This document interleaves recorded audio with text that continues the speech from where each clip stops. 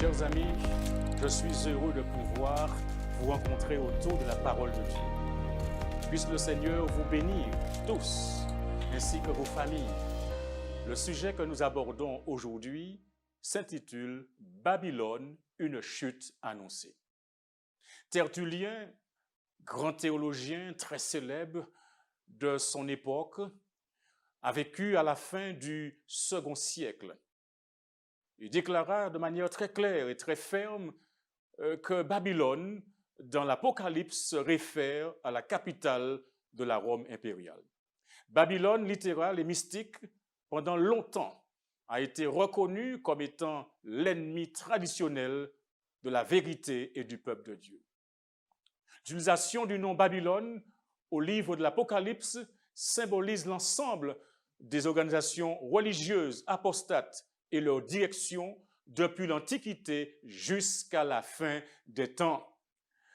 L'une des comparaisons indiquées ici des nombreux passages de l'Ancien Testament où les péchés et le sort de la Babylone littérale sont présentés largement avec ceux de la Babylone mystique rend évident la pertinence de l'application figurative du nom. À chaque époque, Dieu a confié à son peuple une mission particulière. Les détails de cette mission peuvent varier, mais le but ultime reste le même, savoir amener les gens à établir une relation salvatrice avec Dieu qui se prolongera jusque dans l'éternité. C'est ainsi que le livre de l'Apocalypse, et singulièrement le chapitre 14, recèle 3 messages ultimes d'une importance inouïe à l'adresse de 7 milliards d'habitants de la planète Terre. Ces messages sont portés par des anges puissants volant par le milieu du ciel. Le message du premier ange proclame l'évangile éternel qui accentue le salut par la justice et la grâce de Jésus-Christ. Apocalypse 14, verset 6 déclare « Je vis un autre ange qui volait par le milieu du ciel, ayant un évangile éternel pour l'annoncer aux habitants de la terre, à toute nation, à toute tribu, à toute langue et à tout peuple. L'ange annonce que l'heure du jugement est venue et appelle les gens de la terre à revenir au véritable culte de Dieu en le reconnaissant comme le Créateur.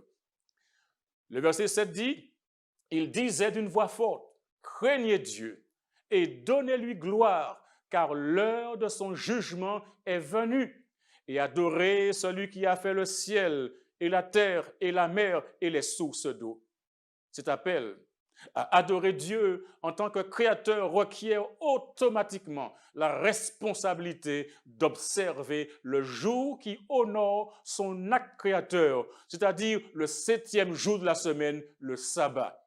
Prenez le temps, calmement, de lire Exode chapitre 20, versets 8 à 11. Mais il y a plus qu'adorer Dieu en tant que créateur. Il faut aussi être prêt à rejeter les fausses théories sur l'origine de la vie. Et cela implique qu'on ne peut croire à l'évolution tout en affirmant que Dieu est le créateur du ciel et de la terre.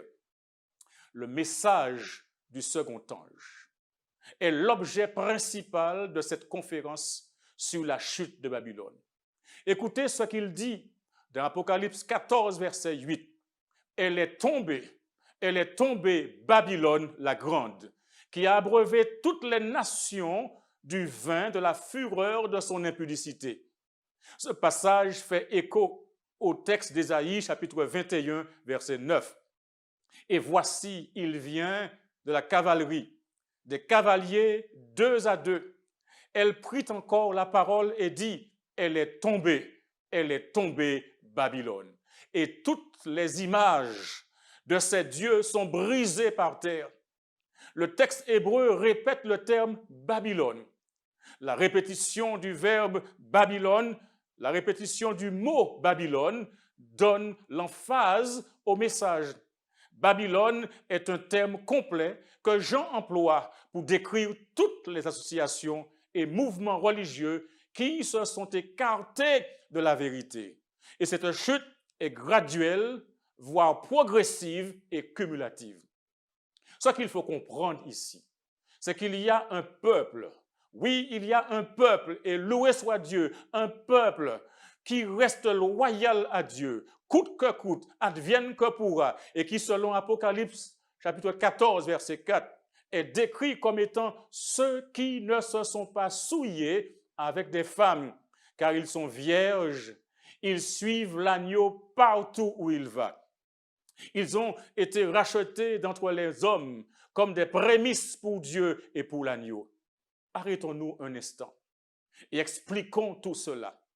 Souvenez-vous que nous avons vu dans une précédente conférence que la Bible emploie souvent l'image d'une femme afin de représenter une église.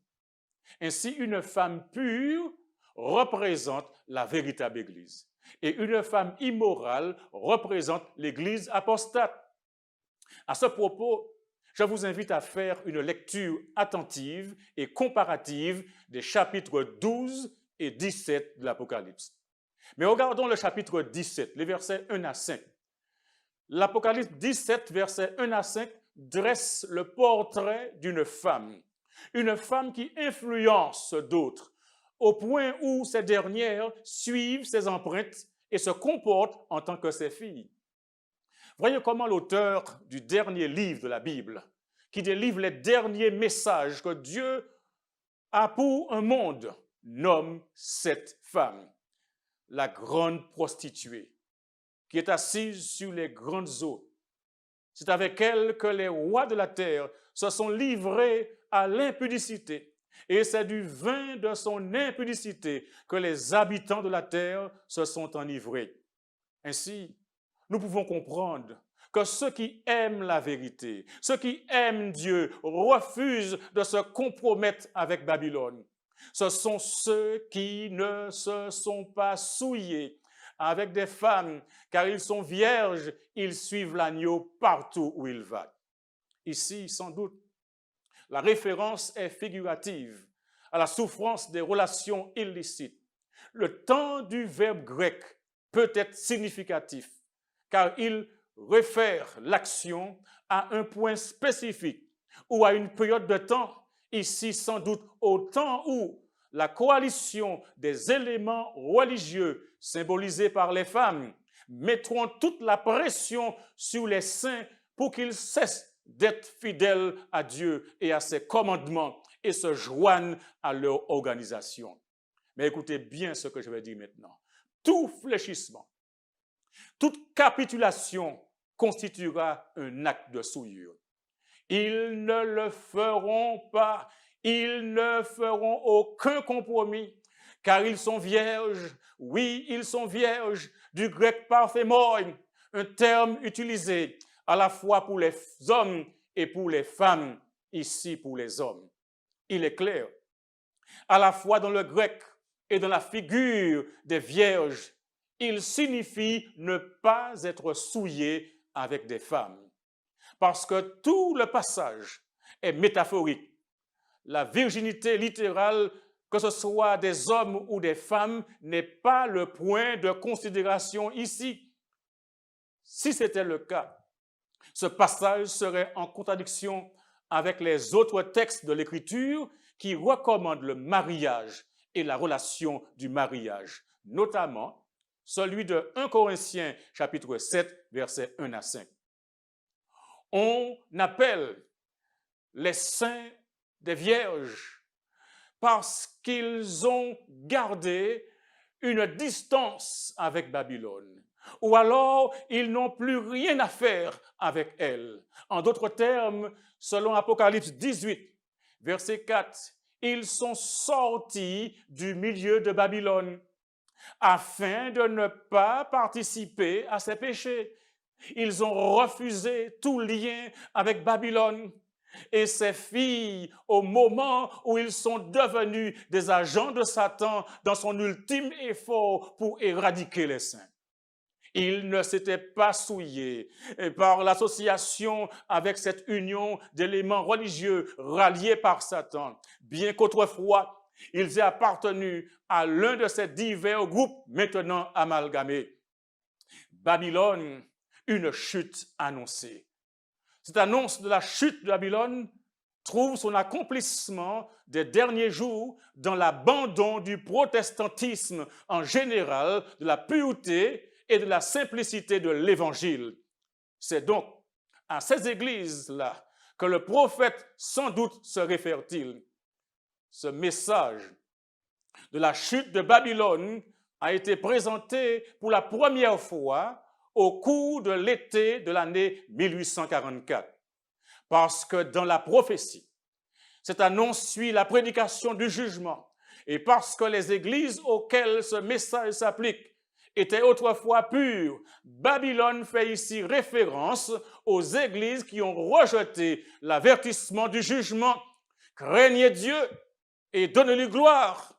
Adorez celui qui a fait le ciel et la terre et la mer et les sources d'eau. Le message, elle est tombée, Babylone la grande, est répété dans Apocalypse 18, versets 1 à 4. Après cela, je vis descendre du ciel un autre ange qui avait une grande autorité, et la terre fut éclairée de sa gloire. Il cria d'une voix forte, disant, elle est tombée, Babylone la grande. Elle est devenue une habitation de démons, un repère de tout esprit impur, un repère de tout oiseau impur et odieux, parce que toutes les nations ont bu du vin de la fureur de son impudicité, et que les rois de la terre se sont livrés avec elle à l'impudicité, et que les marchands de la terre se sont enrichis par la puissance de son luxe. Écoutez bien le verset 4 d'Apocalypse 18. Et j'entendis du ciel une autre voix qui disait, sortez du milieu d'elle, mon peuple, afin que vous ne participiez point à ses péchés et que vous n'ayez point de part à ses fléaux. Amis téléspectateurs, le peuple de Dieu qui se trouve encore dans Babylone est appelé à en sortir afin de ne pas participer à ses péchés et d'échapper aux fléaux qui seront déversés sur elle. Par conséquent, Babylone est constituée des églises qui enseignent de nombreuses erreurs théologiques transmises par l'Église du Moyen-Âge. Le message, elle est tombée, Babylone la grande, est répété dans Apocalypse 18, versets 1 à 4, pour que le peuple de Dieu, qui se trouve encore dans Babylone, comprenne l'urgence d'en sortir. Oui, il doit d'abord comprendre les péchés et les erreurs de Babylone. Lorsque les proclamateurs exposeront Babylone pour ce qu'elle est, leur proclamation déclenchera une intense colère et une opposition féroce. En dépit d'une telle opposition, je vous invite à aller de l'avant avec l'amour chrétien, à aller de l'avant avec l'authenticité de la Bible, tout comme ceux qui, par le passé, ont accompli la mission que Dieu leur a confiée. Oh, mes amis, écoutez cela. Beaucoup de personnes sont persécutées à cause de leur foi, tout simplement parce qu'elles ne vont pas dans le sens de ce que pense la majorité. Et de ce fait sont soumises à la fournaise des tribulations, des moqueries, des railleries de la société, au jeu subtil de favoritisme, parfois de ceux qui détiennent le pouvoir. Le message d'aujourd'hui est là pour vous dire que si vous choisissez, je dis bien si vous choisissez de vous lever pour Jésus-Christ, il vous soutiendra et vous donnera la victoire. Attention, si vos péchés vous ont été pardonnés et si votre cœur est rempli de l'amour de Dieu, vous n'avez rien à craindre. Je dis bien, vous n'avez rien à craindre dans ce monde, ni dans le monde à venir, car selon 1 Jean, chapitre 4, verset 18, la crainte n'est pas dans l'amour, mais l'amour parfait bannit la crainte. Alléluia. Deuxièmement, il faut avoir de la colonne vertébrale pour prendre position pour Jésus. En d'autres termes, il faut avoir du courage pour se lever pour Jésus. Il faut être solide. Troisièmement, Dieu défendra, amen, tous ceux qui prendront position pour lui, quiconque décide de le suivre. Et écoutez bien les paroles du prophète Ésaïe, chapitre 43, verset 2, transmettant la parole de l'Éternel, qui dit « Si tu traverses les eaux, je serai avec toi, et les fleuves, ils ne te submergeront point. Si tu marches dans le feu, tu ne te brûleras pas, et la flamme ne t'embrasera pas. » Alléluia. Quatrièmement, Dieu n'abandonne pas ses enfants entre les mains de leurs ennemis, ni les abandonne-t-il dans la détresse. De la même manière qu'il a délivré 3 jeunes garçons des mains d'un roi appelé Nebuchadnezzar, qui se comporta comme un dictateur en essayant de les obliger à s'agenouiller devant une statue pour l'adorer, les menaçant de les balancer dans une fournaise chauffée à blanc, et qui le fit en définitive parce que ces jeunes refusèrent de rogner leur foi, refusèrent de compromettre leur fidélité au Dieu véritable et donc dire non au monarque qui leur demandait de faire quelque chose qui ne revient qu'à Dieu seul, savoir l'adoration. Certes, ils se trouvaient en terre étrangère, dans un pays appelé Babylone. Cependant, ils restèrent fidèles et Dieu les délivra des flammes. Amen.